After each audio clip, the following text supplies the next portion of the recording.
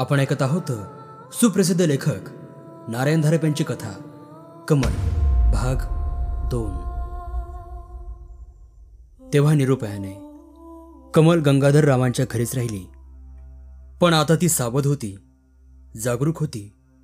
त्या रात्रीसारखी पुन्हा कधी ती बेसावधपणे कशात सापडणार नव्हती, कारण तिला अनुभवाने हे कळले होते की या घरात केवळ आपण चौघेच नाही तर आणखीही काहीतरी वावरत आहे।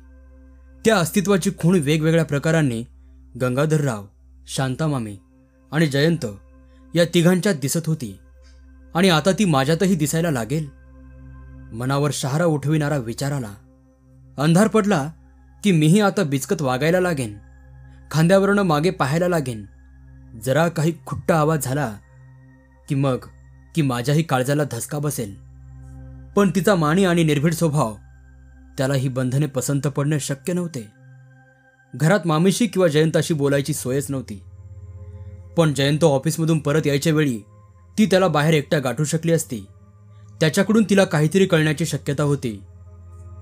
जयंत, त्याच्याबद्दल तिच्या मनात जराशी तुच्छतेची भावना होती, आणि तरीही तिच्या मनावर त्याचे आकर्षणही होते। त्याच्या जायच्या यायच्या वेळा, घरातली त्याची हालचाल, त्याचे बोलणे, या साऱ्यांवर तिच्या नकळत तिचे सारखे लक्ष असायचे। मनात कोणतेही भाव असले तरी शरीर तरुण होते आणि निसर्ग आपले काम करीत होता। पहिल्या 1-2 खेपा फुकट गेल्या।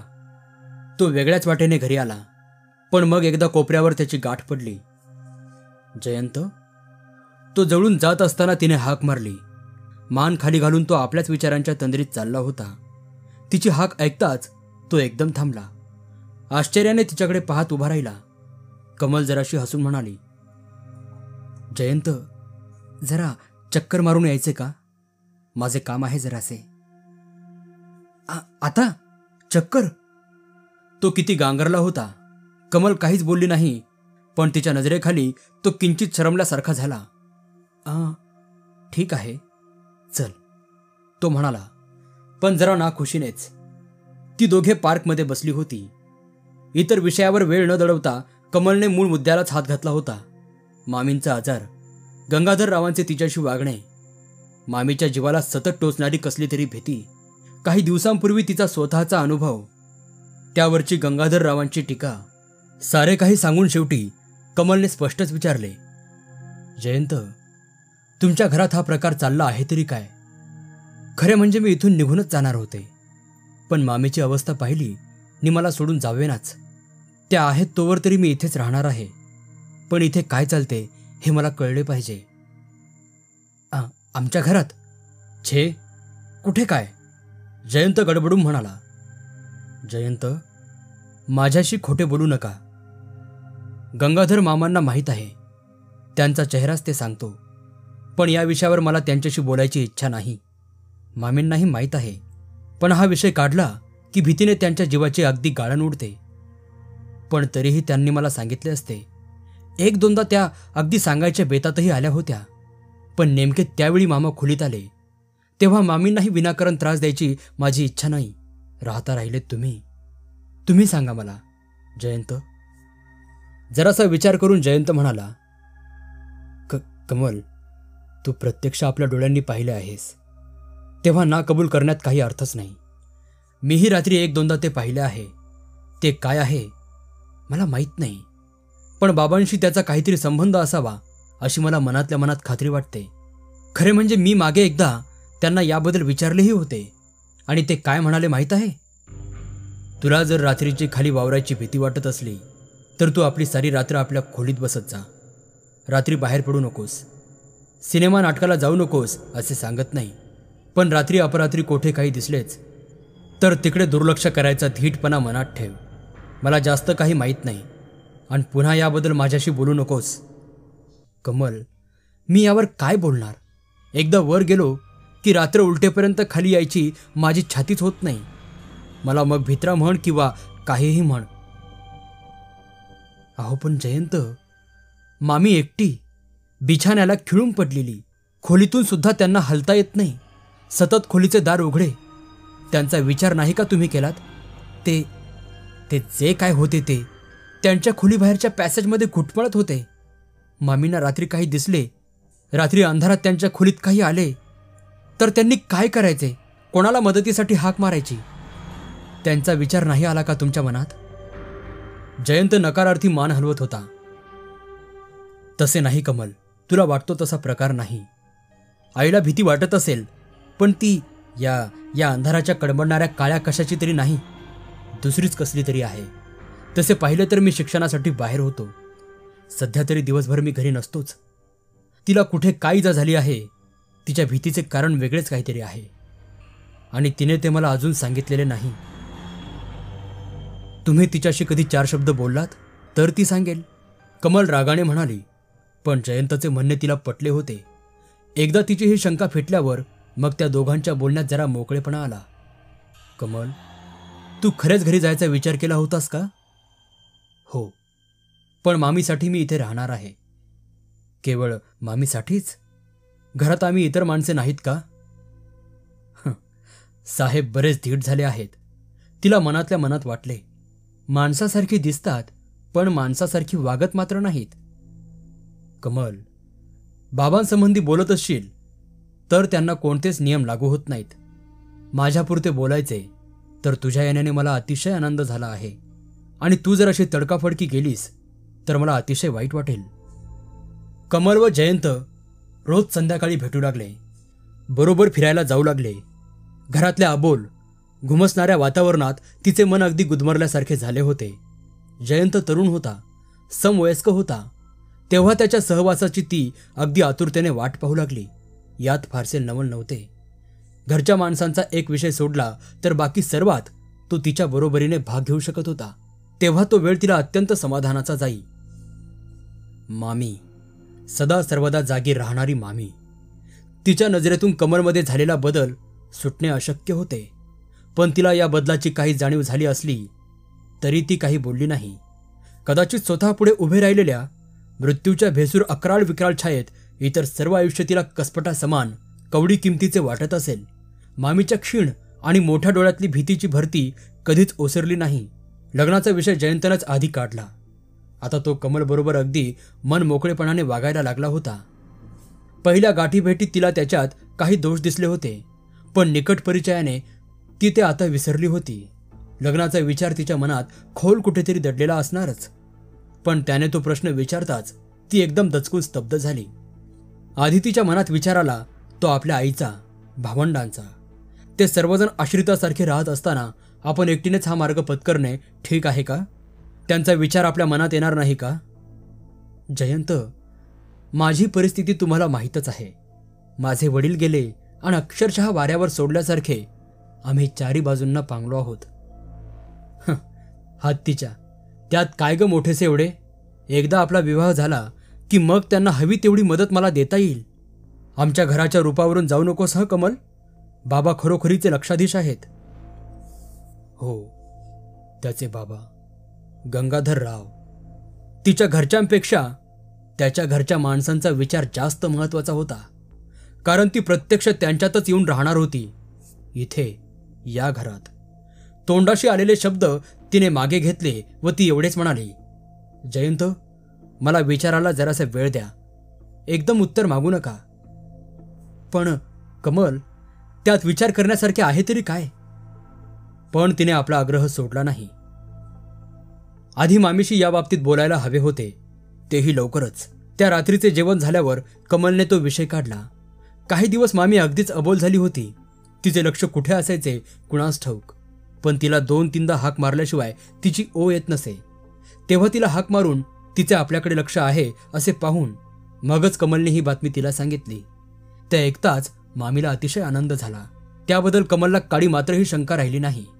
पण दुसऱ्या क्षणी मामीच्या डोळ्यातला आनंद मावळला व त्याची जागा विलक्षण भीतीने घेतली.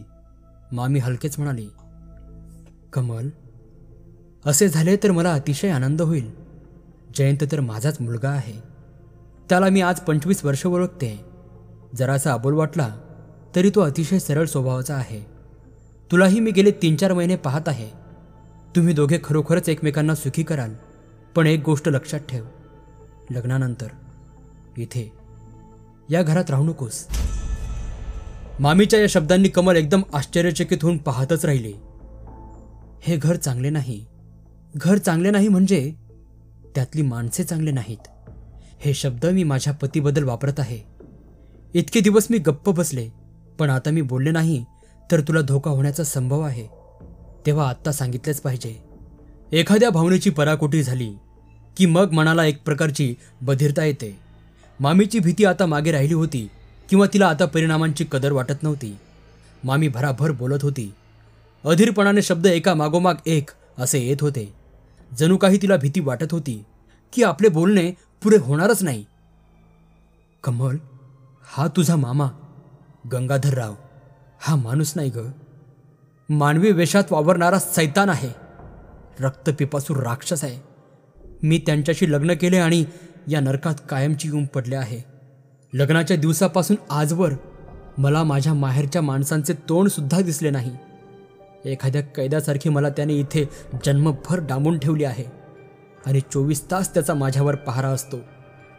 मी काय करते, काय बोलते, सारे काही त्याला कळते. हे शब्दही त्याच्या कानावर नक्कीच जातील. त्याचे हस्तक या घरात सारखे वावरत असतात. तुला एकदा रात्रीचे दिसले ना, तेच.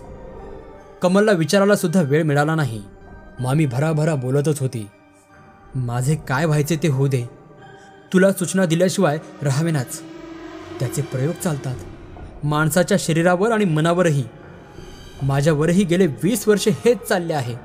त्यानेच मी माझ्या वेळेआधीच अशी जर्जर आणि दुबळी होऊन पडलेली आहे. त्याच्याजवळ राहू नकोस. त्याच्या वाऱ्याला सुद्धा उभी राहू नकोस. त्याच्या ऐक, वाद्य मध्येच चिरकावे तसा मामेचा स्वर बदलला. कमलच्या अंगावर मागच्या बाजूने गार वारा आला. पडदा उघडून कोणीतरी खोलीत आले होते. दाराच्या आतच उभे होते. मान वळून मागे पाहणे कमलला फार फार कठीण गेले, पण शेवटी ती सावकाश सावकाश वळली. दाराच्या आत एका पावलावर गंगाधरराव उभे होते. त्यांचे कपडे नेहमी गबाळे असत आणि त्यातूनही त्यांचा स्थूल देह लपत नसे. त्यांचे लोंबणारे गाल, हनुवटीच्या घड्या, पुढे आलेले पोट, जाडजाड बोटे, साऱ्यात नेहमी एक प्रकारचा लिबलिबीतपणा वाटे, ढिलेपणा वाटे. आता ते अगदी निश्चलपणे उभे होते. ही स्तब्धता कृत्रिम नव्हती, स्वाभाविक आणि नैसर्गिक वाटत होती. तसा डोळ्यांना दिसण्यासारखा त्यांच्यात कोणताच बदल झाला नव्हता. पण कमलने आता त्यांच्याकडे पाहिले आणि तिला वाटले की हा स्थूलपणा, हा ढिलेपणा फसवा आहे. आत खरोखर टणक, कणखर असे काहीतरी आहे. स्थूल माणसाचा दगडाचा पुतळा जसा दिसायला लठ्ठ, ओंगळ, ढिला पण स्पर्शाला टणक आणि गर्भात कठीण, तसेच. आणि ते बटणासारखे लहानसे काळे भोर लुकलुकणारे डोळे. आता ते शांता मामीवर खेळले होते. एक क्षणभरच कमलने मामीकडे पाहिले. मामीने तोंड हातात झाकून घेतले होते. ती रडत होती, पण हुंदके निशब्द होते. तिचे सारे अशक्त क्षीण शरीर प्रत्येक हुंदक्याबरोबर थरथरत होते, हिंदकळत होते. गंगाधरराव खोलीत पुढे आले नाहीत. होते तिथूनच ते बोलले. तोच तो कृत्रिम, नकली, सहानुभूतीने भरलेला आवाज. काय कमल, आज मामीचे काहीतरी बिनसलेले दिसते. त्यांच्या आवाजात खोटी सहानुभूती होती, उपहास होता. मामीने चेहऱ्यावरचे हात काढून घेतले आणि गंगाधररावांकडे पाहिले. इतक्या दिवसात आता प्रथमच कमलला त्यांच्या नजरेवरची भीतीची झापड गळून पडलेली दिसली. त्यांची नजर सरळ गंगाधररावांवर खिळली होती आणि ती संताप आणि तिरस्कार यांनी काठोकाठ भरली होती. अजूनही त्या बोलल्या तेव्हा त्यांचा आवाज हळूच येत होता, पण शब्दाशब्दात विलक्षण संताप भरून राहिला होता. कमलच्या मामीचे बिनसले खरे, पण ते आज नाही, 25 वर्षापासून बिनसले. ज्या क्षणी तुमच्याशी माझे लग्न झाले त्या क्षणीच माझ्या आयुष्याची राख रांगोळी झाली. तुमच्या वागण्याची एक एक रीत मी कमलला सांगत होते. गंगाधरराव होते तसेच उभे राहिले. या शब्दांनी त्यांच्या पवित्र्यात एक नवी स्थिरता आली. इतकेच काय, ते बाह्यता काहीही जाणवले नाही. तरी आतल्या आत ते एकदम सावरून घेतल्यासारखे उभे राहिले आणि मग त्या साखरी आवाजात म्हणाले, शांता, तुला माहीत आहे तुझी प्रकृती चांगली नाही. मी तुला अनेक वेळा सांगितले आहे ना, या असल्या भ्रामक विचारांना मनात थारा देऊ नकोस म्हणून. असं करू नकोस, शांत पडून राहा. मामीचा राग, संताप, तिरस्कार सारे काही गंगाधररावांच्या त्या फत्तरी आवरणावरून ओघळून जात होते. त्यांना कशाचा स्पर्श होत नव्हता. मामी तळमळत होती, असहाय्यपणे क्वाटवर हात आपटत होती. मला भास होतात, तापाने मेंदू बिघडला आहे. हे तुम्ही आजवर सर्वांना सांगत आला आहात. लोकांचा त्यावर विश्वास बसेलही, पण मी फसले नाही आणि फसणारही नाहीच. आणि कमलला हेच सांगत होते, या नराधमाच्या जाळ्यात सापडू नकोस, तुझा नाश होईल. गंगाधरराव स्वतःशीच मान हलवित होते. एक वार कमलकडे पाहून त्यांनी हलकेच खांदे उडवले व मग ते त्याच उपरोधिक आवाजात म्हणाले, शांता, असा अतिरेक करू नकोस. तुझ्या प्रकृतीला ते मानवणार नाही. स्वतःला जपून राहा. आणि मग वळता वळता ते कमलला म्हणाले, कमल, तुझ्या मामीला जरा शांत कर. आणि तसेच ते खोलीबाहेर निघून गेले. मामी भानावर यायला बराच वेळ लागला. हळूहळू त्यांच्या हुंदक्यांचा जोर कमी झाला, शरीराचा कंप कमी झाला आणि त्या अगदी गळाल्यासारख्या होऊन पडून राहिल्या. कमलच्या मनात विचारांचा भडका उडाला होता. गंगाधररावांनी मामीच्या आरोपातला एकही आरोप नाकबूल केला नव्हता. त्यांनी मामीच्या बोलण्याकडे संपूर्ण दुर्लक्ष केले होते. एवढेच नाही तर जाता जाता शांता, जपून राहा अशी एक गर्भित धमकी द्यायलाही कमी केले नव्हते. त्यांच्या नजरेतला आणि स्वरातला उपरोध मामींना उद्देशून होता. तरीही तो कमलला एखाद्या शल्ल्यासारखा टोचत होता. आणि अशा माणसाच्या संपूर्ण सत्तेखाली आल्या होत्या, वावरल्या होत्या 25 वर्षे. काय ह्या यातना! दुसऱ्या दिवशी गंगाधररावांनी कमलला तिला आपल्या खोलीत बोलावून घेतले. ते म्हणाले, कमल, तुझ्या मामीच्या मनात आधी डोकावलेल्या शंका आता तिथे ठाण मांडून बसल्या आहेत. तिचे सारे जग त्यांनी व्यापून टाकले आहे. मनातले विचार, झोपेतली स्वप्ने, जागतेपणाचे भास आणि समोरची खरी सृष्टी यातला भेदच तिला कळेनासा झाला आहे. ती तुला काही काही सांगेल. तिला बोलू दे, खुशाल बोलू दे. त्याने तिला जरा समाधान मिळेल. तिला बिचारीला आता फार दिवस राहायचे नाही इथे. तेव्हा तिला ते अल्पसमाधान अवश्य मिळू दे. पण ती सांगते यावर आंधळा विश्वास ठेवू नकोस. कमल, सारासार बुद्धी जागी ठेव. शक्यतांचा विचार करीत राहा. काल रात्रीचेच पहा, ती माझ्यावर कसले कसले आरोप करीत होती. तुझा विश्वास बसला का त्यावर? आजकालच्या दिवसात असे कधी होते का? काहीतरी उत्तर दिल्या वाचून कमलला गत्यंतरच नव्हते. मामा, मामी काहीतरी विलक्षण सांगत होत्या खरे. गंगाधररावाने तो विषय आणखी लांबवला नाही. कमल, सांगायचा मुद्दा एवढाच की तिचे बोलणे फारसे मनावर घेऊ नकोस. ठीक आहे, तुला इथे बरे वाटते हे ऐकून मलाही आनंद झाला. अनिच्छेने कोठे डांबले जाण्यासारखे दुःख नाही. ठीक आहे. एवढा निरोप तिला पुरेसा होता. ती त्या हिरव्या खोलीतून बाहेर आली. एक एक पाऊल जपून टाकत घरात गेली. क्षणाक्षणाला वाटत होते की धूम ठोकावी, म्हणून पावला पावलावर लक्ष ठेवावे लागत होते. हाताच्या आवळलेल्या मुठी पुन्हा पुन्हा उघडाव्या लागत होत्या. स्वयंपाकघरात पोहोचेपर्यंत ती घामाघूम झाली होती. तिथल्या एका खुर्चीवर तिने अंग टाकले आणि मग इतका वेळ छातीत कोंडून राहिलेला श्वास धडाक्याने बाहेर आला. आज जयंताची गाठ घेणे अशक्यच होते. सगळे आवरून बाहेर जायला वेळही नव्हता. आणि गाठ पडली तरी तिला धड बोलता आले असते का, याची तिला शंकाच होती. गंगाधररावांच्या आत्ताच्या संभाषणाने तिच्या जीवाची विलक्षण उलघाल झाली होती. कसला हा माणूस, कसले हे शब्द! ती पुन्हा पुन्हा विचार करीत होती. पहिल्यापासून शेवटपर्यंत ते छद्मीपणाने बोलत होते, दांभिकपणाने बोलत होते. एक शब्दही मनापासून बोललेला नव्हता, प्रांजल नव्हता. तिची ही खात्री होती आणि विशेष भयंकर गोष्ट ही की ही गोष्ट तिला माहीत आहे हे त्यांनाही माहीत होते. आणि तरीही त्यांनी आपले अघोरी नाटक शेवटपर्यंत चालू ठेवले होते का? एखाद्या काटेरी फांदीचे अनेक काटे एकदम टोचावेत तसे तिला त्यांच्या बोलण्यातले अनेक संदर्भ टोचत होते, सलत होते. कमल, तुझी मामी आता फार दिवस जगणार नाही. लवकरच घडणाऱ्या घटनांची ही पूर्वसूचना तर नव्हती. तिचे मन ठिकाणावर नाही. एकीकडे आपल्या कृत्यांच्या परिणामांची कबुली आणि दुसरीकडे त्याच्याबद्दल बेफिकिरी. आणि तिला, कमलला, या घरात कसे वाटते याची एवढी खोदून चौकशी कशासाठी? विचार करून करून डोके दुखायला लागले होते. तरी तिला कशाचाच काही संदर्भ लागला नाही. रात्री मामी नेहमीपेक्षा जास्त अबोल होती. दुपारच्या भावनांच्या प्रलयाच्या खुणा अजूनही मामीच्या चेहऱ्यावर दिसत होत्या. कमलने तिच्याशी फारसे बोलायचा प्रयत्न केला नाही आणि मामी आज नीट शुद्धीवर नाही म्हणून कमल मात्र सारी रात्र अशीच जागरूक राहिली. तिच्या मनातली भीती अनामिक होती.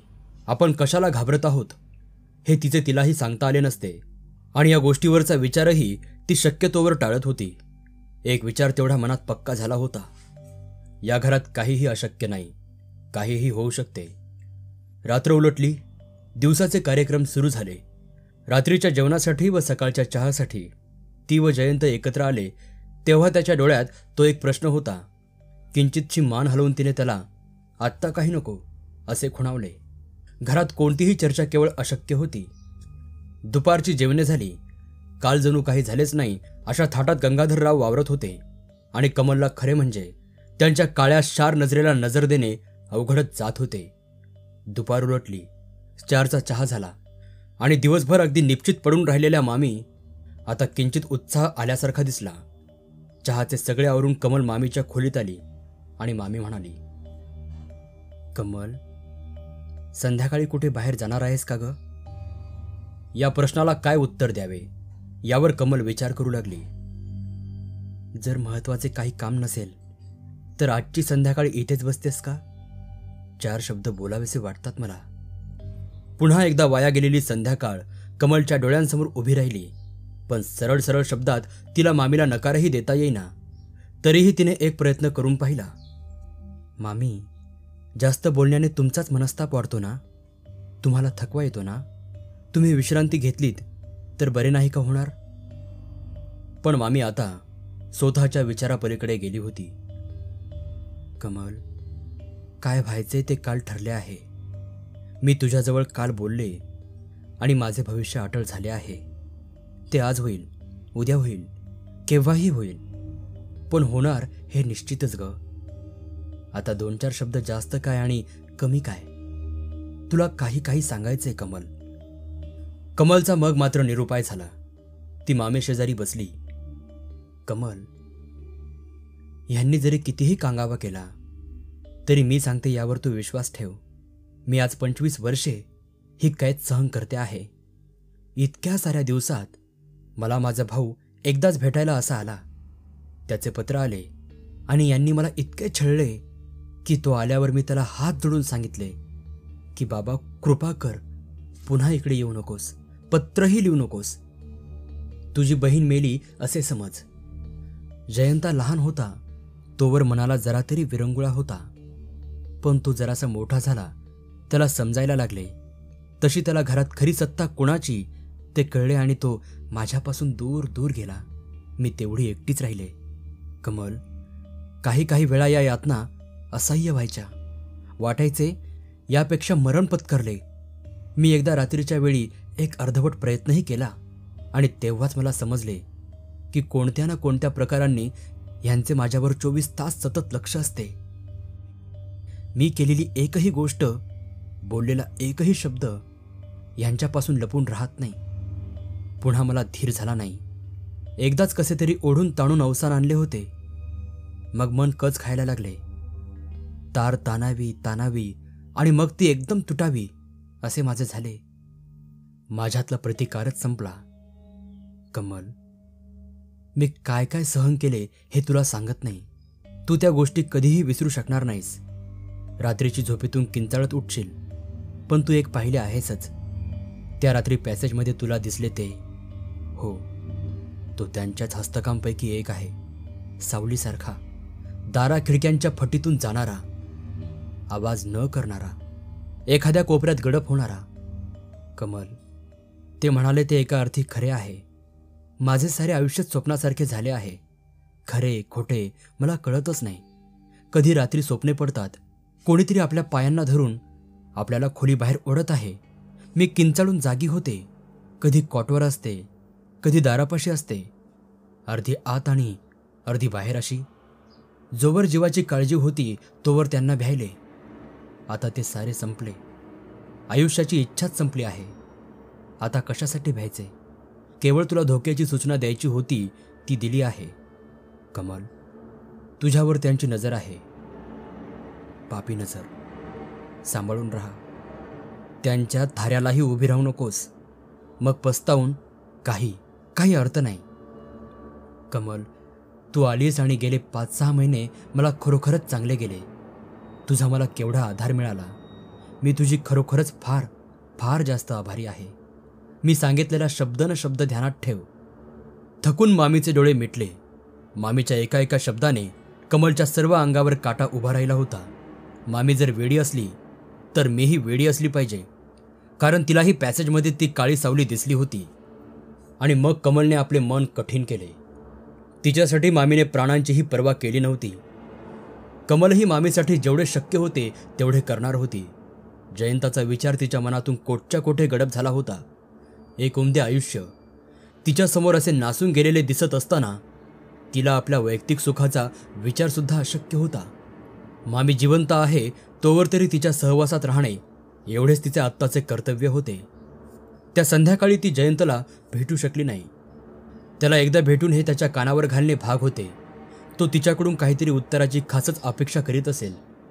तिने आता त्याला नाही म्हटले तरी तिला त्याचा सहवास मिळणारच होता, कारण ती इथेच राहणार होती. दुसऱ्या दिवशी ती जयंतला नेहमीच्या ठिकाणी भेटली. गेले 2 दिवस तिची गाठ न पडल्याने तो अगदी हिरमुसला झाला होता आणि जरासा रागावलाही होता. स्वतःच्या घरात ज्याला अधिकाराने वागता येत नाही त्याला रागवायचा काय अधिकार होता असे तिला वाटले. मामी अशा अवस्थेत आहेत तोवर लग्नाचा विचारही करायचा नाही हा आपला निर्णय तिने सांगताच तो आधी रागावला व मग तिची नाना रीतीने समजूत घालू लागला. आपल्या मनातली दुसरी अट, लग्न होताच हे घर सोडायची अट, तिने बोलूनच दाखवली नाही. विनाकारण मनाला मोह कशासाठी पाडायचा. आता तो विचार दूर ठेवण्यास योग्य होते. कुरकुरत का होईना पण तो शेवटी तयार झाला. त्या भेटीने कमलला फारसे समाधान झाले नाही. मग तोंडात जराशी कडवट चव राहिल्यासारखे झाले. ते दोघे बरोबरच घराकडे परत आले. दारात गंगाधरराव उभे होते. कधी न घडणारी गोष्ट. कमल तर त्यांना पाहताच चपापली, पण ते काही बोलले नाहीत. कमल व जयंत आपापल्या खोलीत आले आणि त्याच वेळी ते झाले. मामीच्या खोलीच्या दिशेने एक तार स्वरातली. प्रदीर्घ किंकाळी आली. तो आवाज इतका अनपेक्षित व भयानक होता की कमल होती तिथेच खेळल्यासारखी उभी राहिली आणि त्या किंचाळी मागोमाग दुसरी आली, तिसरी आली. मग तो आवाज एका भयानक हुंदक्यात थांबला. एकदम पसरलेल्या शांततेत कमलला आपल्या छातीतली जोराची धडकी येऊ लागली. हलू म्हटल्याने तिला हलता आले नसते. हातापायातले अवसानच गेल्यासारखे झाले होते. काय काय झाले बाबा, काय झाले? नुकताच वर गेलेला जयंत ओरडत जिन्यावरून धाडधाड खाली आला. मागच्या बाजूने गंगाधररावही आले. कमलला जवळून मामीच्या खोलीकडे जाताना ते स्वतःशी पुटपुटत होते. अटॅक झालेला दिसतो बाईसाहेबांना. ते दोघे पॅसेजमध्ये दिसेनासे झाले. कमल एकटीच मागे राहिली. तो किंचाळण्याचा आवाज अजून आपल्या कानात घुमत आहे सा असं तिला वाटला. तिला पुढे जाऊन पाहायची भीतीही वाटत होती आणि इथे एकट्याने राहायचीही भीती वाटत होती. एक एक पाऊल मोठ्या कष्टाने उचलत ती पॅसेजपर्यंत गेली, आत गेली. गंगाधरराव आणि जयंत दोघेही मामीच्या खोलीच्या दारापाशीच उभे राहिले होते आणि खाली कशाकडे तरी पाहत होते. कमलच्या पोटात एक चमत्कारिक कालवा कालव व्हायला लागली. ते इथेच का थांबले आहेत, बोलत का नाहीत?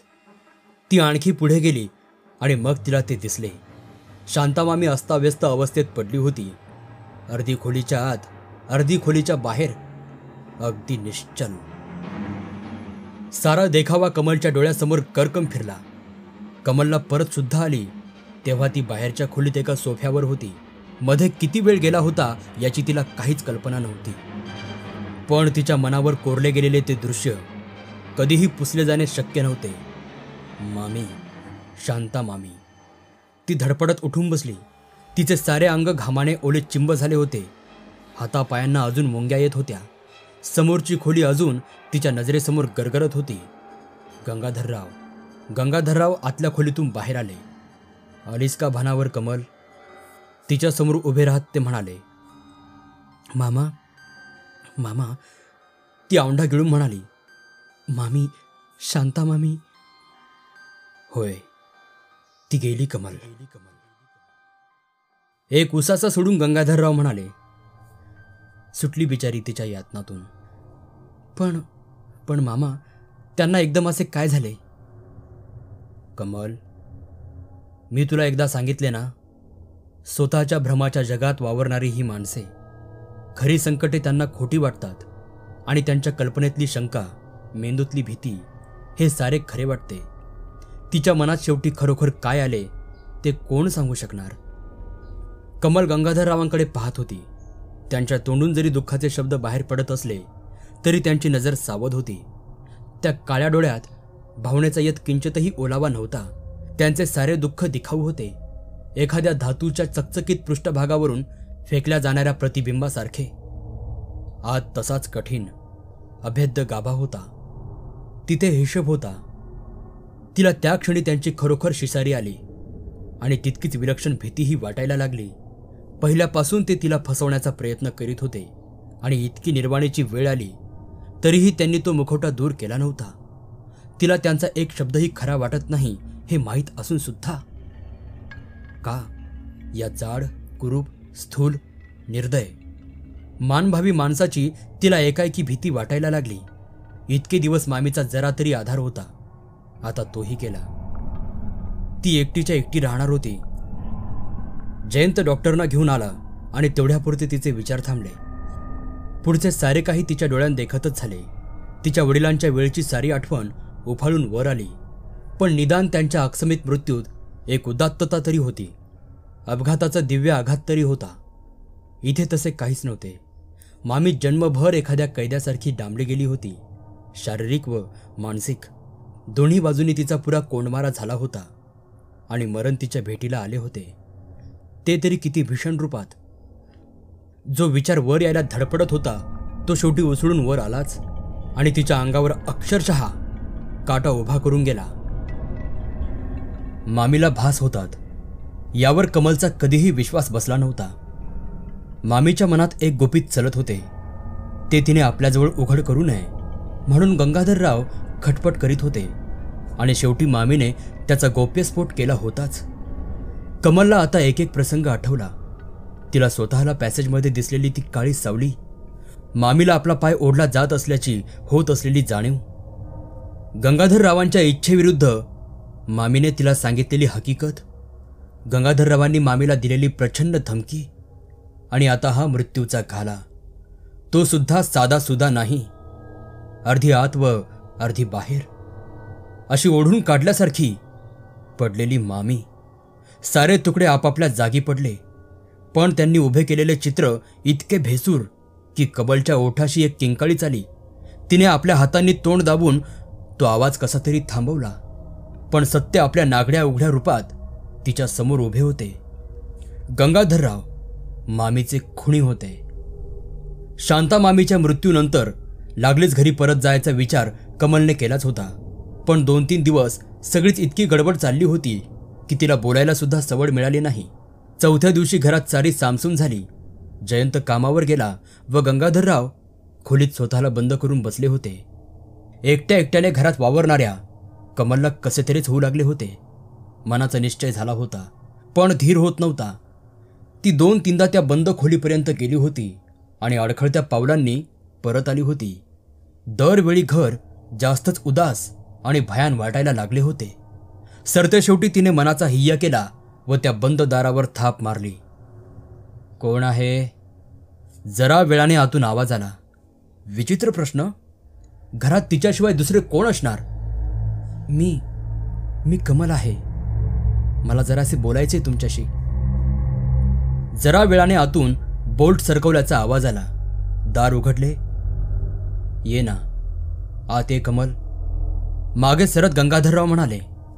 कमल आत गेली. दाराजवळच्या खुर्चीवर बसली.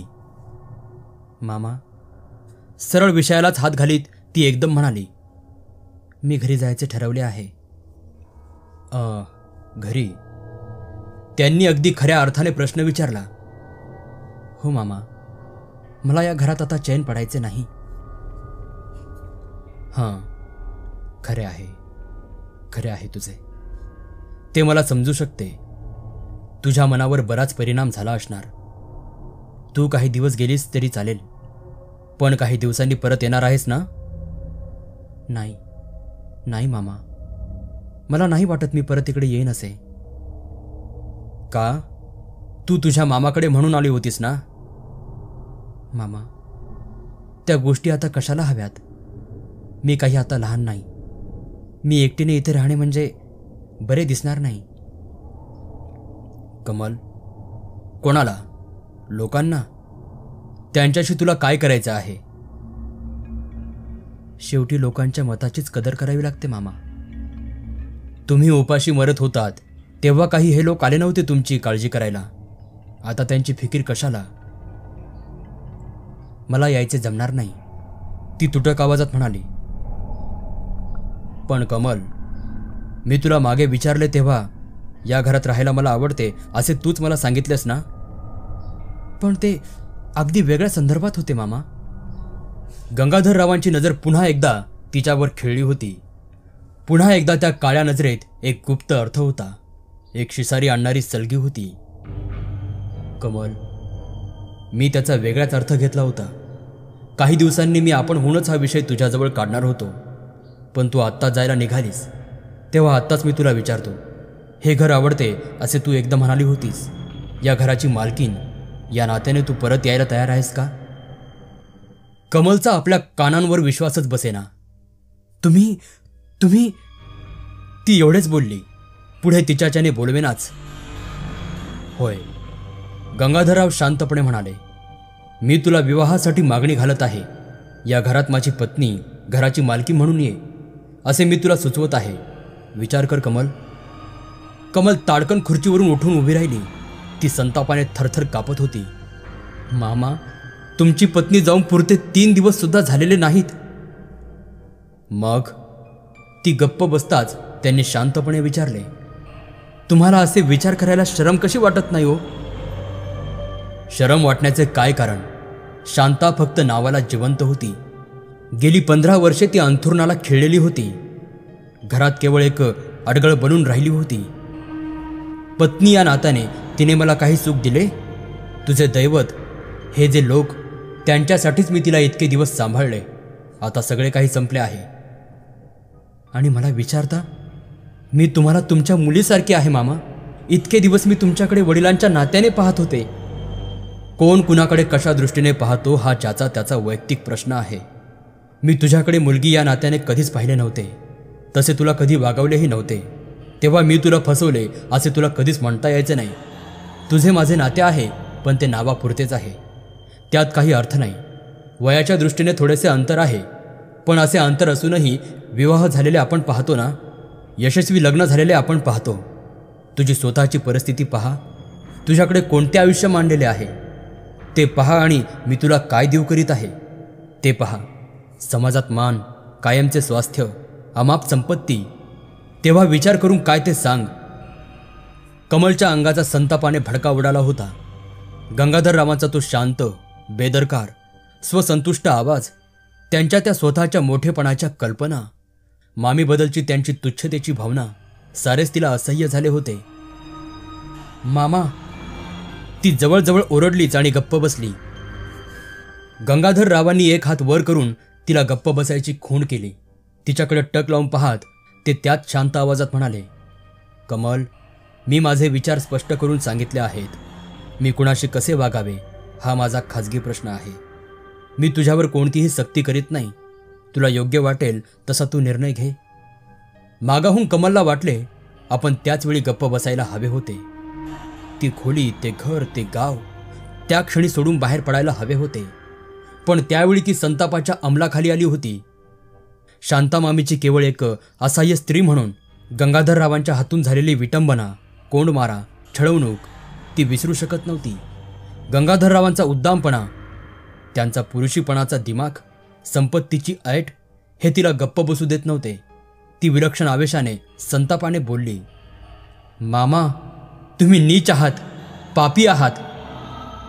कमल, ते पुन्हा म्हणाले, तुला माझ्यावर कोणते आरोप करायचे कारण नाही. तुला माझ्यापासून काडी इतकाही त्रास झालेला नाही. उलट तुझ्या अडचणीच्या वेळी मी तुला खूप मदत केलेली आहे. या शब्दांनी तिचा पारा आणखीच वर चढला.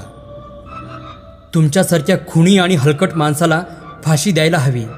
समाजात साळसूतपणाने वावरणारे तुम्ही सैतान आहात, सैतान.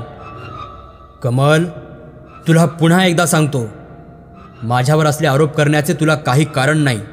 तुला असा अधिकारही नाही. स्वतःला आवर. मला धमक्या देता? तुम्ही बेशरम आहात. माझ्या मनगटात जोर असता तर मी माझ्या हातांनी तुमची रग जिरवली असती. तुम्हाला असे उजळ माथ्याने फिरकूच दिले नसते. कमल धापा टाकीत म्हणाली. आता प्रथमच गंगाधररावांच्या बसण्यात एक नवा सावधपणा आला. त्यांच्या चेहऱ्यावरचे हास्य आणखीच स्पष्ट झाले. आपले जाड हात एकमेकावर चोळत ते सावकाश, अगदी सावकाश म्हणाले. कमल, तुला खरेच असे वाटते? तुला स्वतःची इतकी खात्री आहे? फुगा टाचणी लागताच मोकळा होतो तसे तिच्यातले सारे अवसान क्षणार्धात नाहीसे झाले. पुन्हा एकदा आपल्या मनाभोवती, आपल्या सर्व इच्छाशक्तीभोवती एक जाळे पसरले जात आहे असे तिला वाटायला लागले. कमल, तू आपली मर्यादा ओलांडली आहेस. मी तुला वारंवार सूचना देत होतो, तिकडे तू दुर्लक्ष केलेस. कमल, तुला कशाची कल्पना आहे? मी तुला सोडून दिले असते, पण माझ्यावर हे असले आरोप करून तू स्वतःलाच अडकून घेतले आहेस. आता तुझी सुटका नाही. कमलचे डोळे भीतीने एकदम विस्फारले. तिच्या त्या भयचकित चेहऱ्याकडे पाहत गंगाधरराव हसत हसत म्हणाले. कमल, मी तुला काही साखळदंडांनी तळघरात कोंडून ठेवणार नाही. तसे तुला भय वाटले असले तर तू माझ्या कल्पनेपेक्षाही जास्त मूर्ख आहेस. कमल, तसे अजिबात नाही. तू आता मला नकार देत आहेस ना? मग ऐक. काही क्षण त्या खोलीत एक विलक्षण पण अर्थपूर्ण शांतता पसरली. कमाल, तू आपल्या पायांनी माझ्याकडे येशील. तू तुझे मन आणि शरीर आपल्या हातांनी माझ्या स्वाधीन करशील. आणि मग जेव्हा तुला तुझी चूक कळेल तेव्हा सुटकेचा कोणताही मार्ग राहणार नाही. लक्षात ठेव कमल, मग माझ्यापासून सुटका नाही. कमल त्या खोलीतून बाहेर आली. राग, तिरस्कार आणि भीती या भावनांनी तिच्या मनाचा विलक्षण गोंधळ उडाला होता. या घराच्या सावलीत यापुढे एक क्षणभरही राहायचं नाही हे तर पक्के ठरलेच होते. पण जयंताचा निरोप घेण्यासाठी तरी तिला थांबणे भागच होते.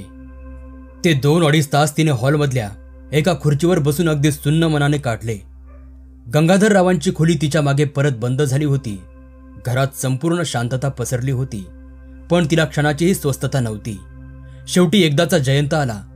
हॉलमध्ये खुर्चीवर बसलेली कमल व तिच्या पायाशी तिची पॅक केलेली लहानशी बॅग पाहून तो जागच्या जागी थबकला.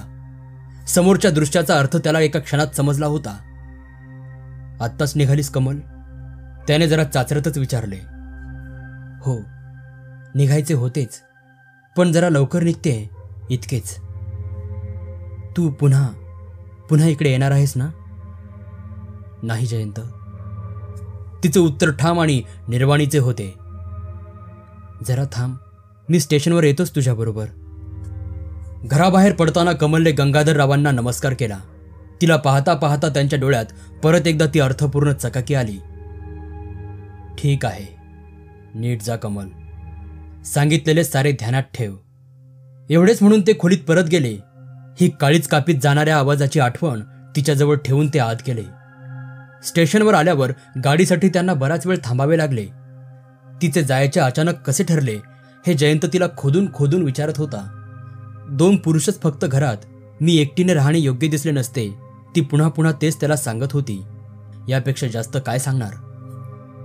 कमल, आपले काहीतरी ठरणार होते. तो धीर करून म्हणाला. जयंत, आता त्याबद्दल काहीही नको. मग पाहू, सावकाश पाहू. मी तुला पत्र लिहीन. आधी तुझा पत्ता कळव, बरे का? त्याने ऑफिसचे कार्ड तिच्याजवळ दिले. तिचा त्याचा पत्रव्यवहार गंगाधररावांच्या नजरेस पडावा अशी त्याचीही इच्छा नव्हती ऐकून. तिने कार्ड आपल्या पाकिटात ठेवून दिले. पत्र लिहिशील ना कमल? तो सांशक आवाजात विचारित होता. हो, लिहीन ना. तिने त्याला वचन दिले. गाडी सुटल्यावर कमल दिसेनाशी होईपर्यंत जयंत हातातला रुमाल हलवीत प्लॅटफॉर्मवर उभा होता आणि मग गाडीने वळण घेतले. शांतामामीच्या निधनाची वार्ता कमलच्या घरी, म्हणजे जिथे तिची आई व लहान भाऊ राहत होते तिथे पोहोचलीच होती. तेव्हा कमलचे येणे अगदीच अनपेक्षित नव्हते. दुर्दैवाचा हा आणखी एक तडाखा तिच्या आईने कोणतीही तक्रार न करता सहन केला. आपल्या येण्याने आईची परिस्थिती जास्तच बिकट झाली आहे हे कमलला माहीत होते. पण ती तरी काय करणार? काका काकूंनी तिचे स्वागत आंबट तोंडानेच केले. ते हास्य आणि आलीस का आईकडे हे शब्द तिला एखाद्या तीक्ष्ण शस्त्रासारखे टोचले. पण तिला वळायला कुठे जागाच नव्हती. लाचार झालेला होता तिचा जीव. अनंताला मिळवता व्हायला अवकाश होता, तोवर असे कुणाकुणाच्या आधारानेच जगायला पाहिजे होते, त्याशिवाय गत्यंतरच नव्हते. पण जी मदत करायची ती सुद्धा या लोकांनी समाधानाने का करता येऊ नये? दरवेळी आमच्या आश्रितपणाची टोचणी कशाला लावायला हवी? अशा ठिकाणी अन्नाचा एक एक घास विषासारखा होत होता. विश्रांतीचा एक एक क्षण यातनेसारखा होत होता. घरातली सर्व कामे उरकून, शिवाय बाहेरची लहान सहान कामे करून तिने आईवरचा भार जरासा हलका करायचा प्रयत्न केला. तो अयशस्वी ठरला होता. पण वर कुत्सित बोलणीही ऐकून घ्यावी लागली. जणू तिचा स्वाभिमानच त्यांना टोचत होता. शांतामामीकडे यापेक्षा बरे आयुष्य होते. तिच्या मनात अस्पष्टसा विचार आला आणि एखाद्या विषारी सर्पाला ठेचून मारावे तसा तिने तो विचार ठेचला, पार खोल कुठेतरी गाडून टाकला. आल्या आल्या जयंतला तिने पोचल्याचे पत्र टाकले होते. 7-8 दिवसांनी त्याचे उत्तर आले. तिच्या घरच्या माणसांची व तिची खुशाली त्याने विचारली होती. तिची फार आठवण होते असेही लिहिले होते. जयंतच्या या आपुलकीच्या पत्राने आपल्याला इतके बरे वाटले याची तिला कल्पनाही नव्हती. तिच्या डोळ्यात पाणी यायचे तेवढेच बाकी राहिले होते. त्याच्या पत्राला त्या क्षणी उत्तर टाकायचा तिला जब्बर मोह झाला. पण तिने तो कसा तरी आवरला. ही ओढ चांगली नव्हती. शांतामामीचे शब्द तिच्या कानात घुमत होते. कमल, या घरात येऊ नकोस.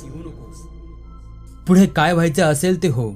आता तरी ही वाट तिला खुली नव्हती. चांगले 15-20 दिवस तिने मध्ये जाऊ दिले. मनावर बांध घालायला तिला फार फार कष्ट पडले. त्याला उत्तरादाखल एक अगदी औपचारिक पत्र लिहिले. पण त्या कृत्रिम भाषेने, निर्जीव शब्दांनी सुद्धा तिच्या मनाच्या यातना लपून राहू शकल्या नाहीत. त्यातला काही ना काहीतरी अंश त्याच्यापर्यंत पोहोचलाच असला पाहिजे. कारण अगदी उलट टपाली एखाद्या तारेसारखे त्याचे पत्र येऊन धडकले. कमल, आपण मागे आपल्या लग्नाच्या विषयापर्यंत येऊन पोहोचलो होतो. मध्ये दुर्दैवाने आईचा अंत झाला आणि त्या विषयाला आपोआपच खीळ बसली.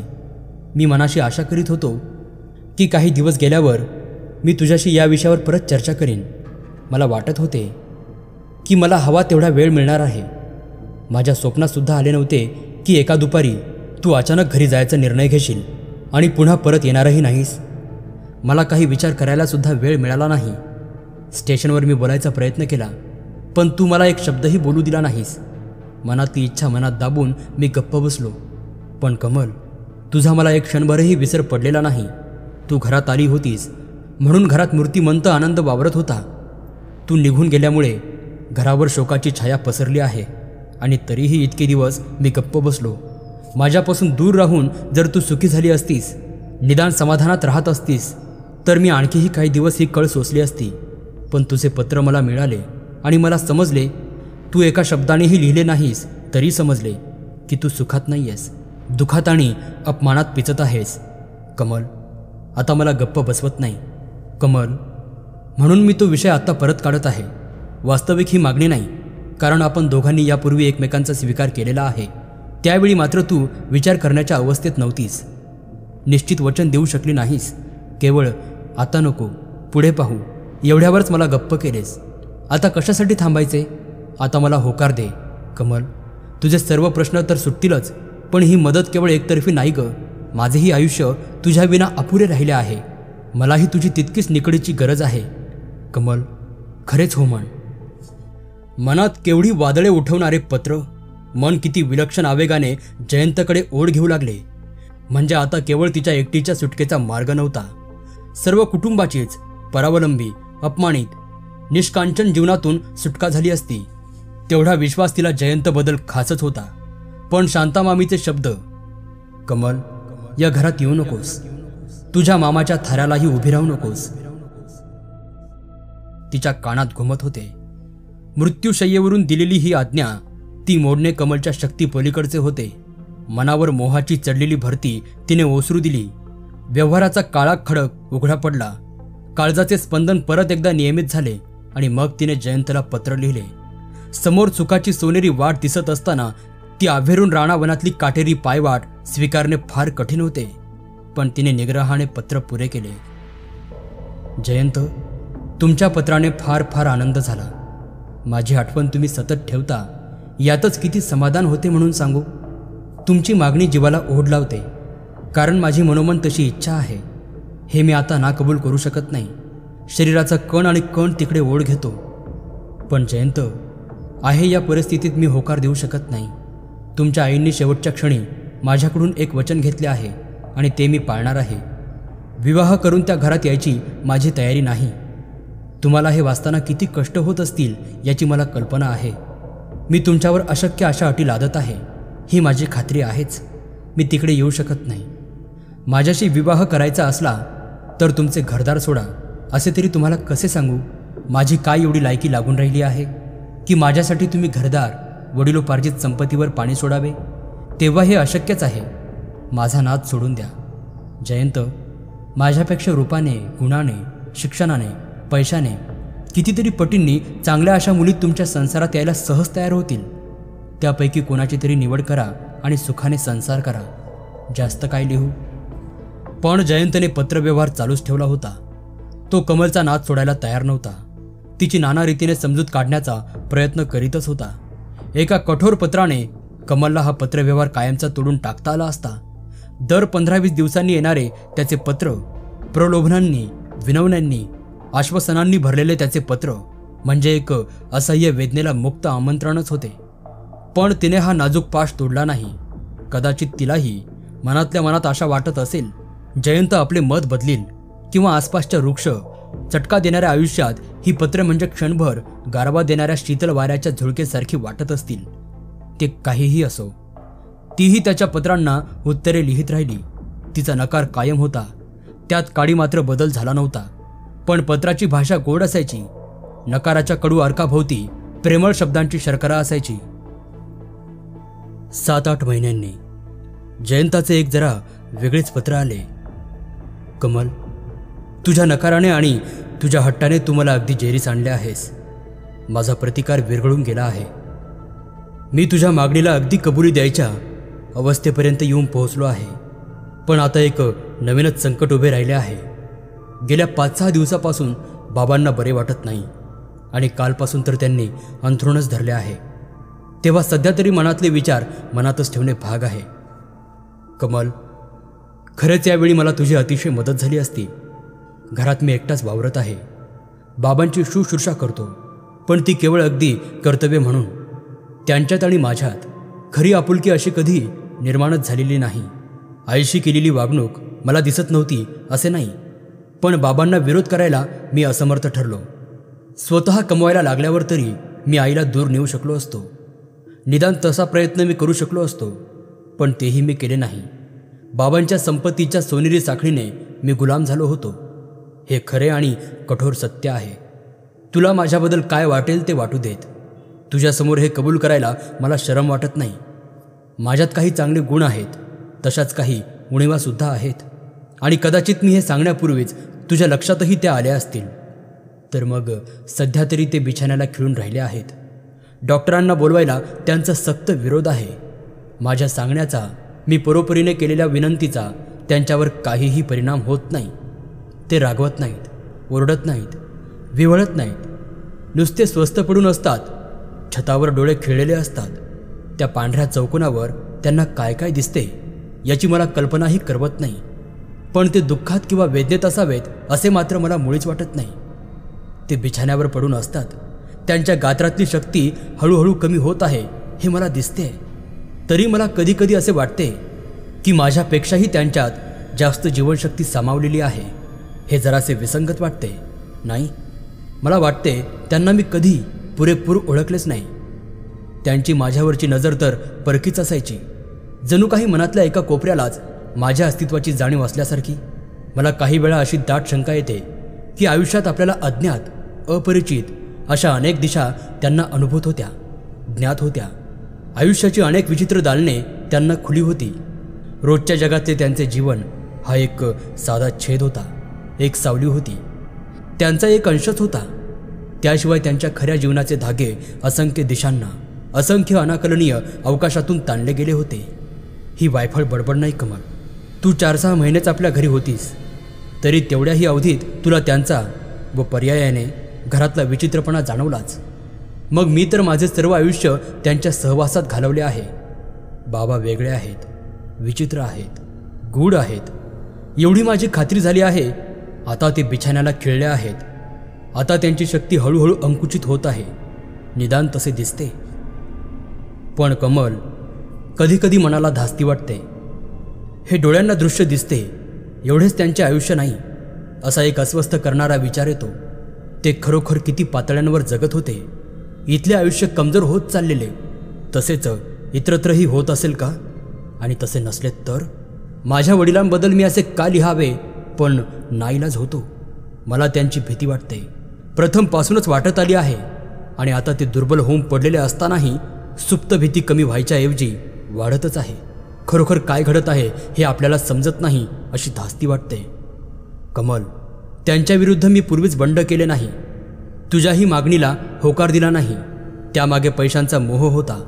शिवाय ही भीतीही होतीच. आता तुला माझ्या कुरूप जीवाचे सम्यक दर्शन झाले आहे. तुला काय हवा तो विचार कर.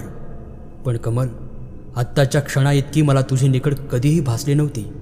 मला आधार द्यायला, मला मदत द्यायला तू जवळ हवी होतीस. कारण मला या घरात भीती वाटायला लागली आहे. घरात शांतता कधीही नसते. बाबा शांत पडलेले असतात. मी खुर्चीवर शांतपणे बसलेलो असतो. पण घरात कुठेतरी लपून छपून हालचाली चालू असतात. अस्पष्टशी पावले पडत असतात. दारे अलगद उघडली जातात, लावली जातात. पायरव चालू असतो आणि भीतीने माझे काळीज गोठून गेलेले असते.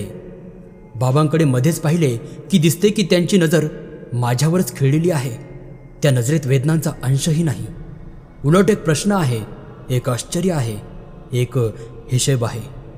ते माझे मोजमाप करीत आहेत असे वाटते आणि शहरून मी माझी नजर दुसरीकडेच वळवतो. काहीही झाले तरी मला इथे राहिलेच पाहिजे. माझे कर्तव्यच आहे ते. पण या पत्राचे उत्तर मात्र या घरच्या पत्त्यावर पाठवू नकोस. मी सध्या रजेवर आहे. तेव्हा ऑफिसकडे पाठवलेले पत्र मला मिळणार नाही. तेव्हा सध्या उत्तर टाकू नकोस. इकडे काय काय होते ते मी सवड होताच कळवित राहीन. खरोखर हा तुला निष्कारण तापच आहे. पण मला बरे वाटते. मनात कोरलेले विचार कागदावर मांडले की जरासे हलके वाटते. तेव्हा ही पत्र येतच राहतील. वाच आणि फाडून टाक. जास्त लिहित नाही. आणि कमल नेमके तेच करीत होती. कारण ही पत्रे तिला खरोखरच अस्वस्थ करीत होती. त्या घरातल्या भारलेल्या वातावरणात तिने काही दिवस काढले होते. शरीरावर, मनावर येणाऱ्या ताणांची तिला खरीखुरी कल्पना होती. जयंतला तिथं राहावे लागत आहे याने तिला खरोखरच वाईट वाटले होते. कारण सतत चिंतनाने त्याच्याबद्दल तिच्या मनात एक खास आपुलकीची भावना निर्माण झाली होती. त्याचे गुणदोष, त्याची परिस्थिती हे सर्व बाह्य अंगे होती. एकेकाळी ती त्याचाच विचार करीत होती. पण आत्ता तीही अवस्था गेली होती. या साऱ्याच्या आत दडलेला खरा जयंत तिने ओळखला होता. ते तिला हवा होता आणि त्याच्यासाठी तिला काळजी आणि भीती वाटत होती. त्याची एकतर्फे पत्रे येतच राहिली. गंगाधररावांची प्रकृती दिवसेंदिवस ढासळत चाललेली होती असे दिसले. शेवटी हालचाल संपूर्ण बंद झाली. शेवटची एकच चिठ्ठी त्यांनी मोठ्या कष्टाने लिहून ठेवली होती. आजवर देत आलास ती मी सांगितलेली औषधे दे. डॉक्टरांना बोलवू नकोस. शेवटच्या वाक्याखाली रेग मारली होती. मग वाचाही बंद झाली. तेवढे ते काळे भोर, लुकलुकणारे डोळे, त्यातच सारा जीव साकळल्यासारखा वाटत होता. त्या डोळ्यांच्या धाकात शेवटपर्यंत जयंत होता. मनाची किती तगमग झाली तरी वडिलांचा शब्द मोडण्याची त्याची हिंमत झाली नाही. मग शेवटी त्या काळ्या डोळ्यात जळणारी प्रखर ज्योतही मालवली. जयंताने तिला एवढेच लिहिले, कमल, काल बाबा गेले. मनाची अवस्था मोठी चमत्कारिक झाली आहे. इथले सगळे आवरले की प्रत्यक्षच भेटायला येत आहे. आता पत्र लिहित बसणार नाही आणि आता तुझा नकारही घेणार नाही. नमस्कार मित्रांनो, मी नागसेन. सुप्रसिद्ध लेखक नारायण धरप यांची ही कथा होती कमल, भाग 2. लवकरच आपण भाग 3 कडे वळूयात. ही कथा तुम्हाला आवडत असेल तर व्हिडिओला लाईक, कमेंट आणि चॅनलला सबस्क्राईब करायला विसरू नका. धन्यवाद.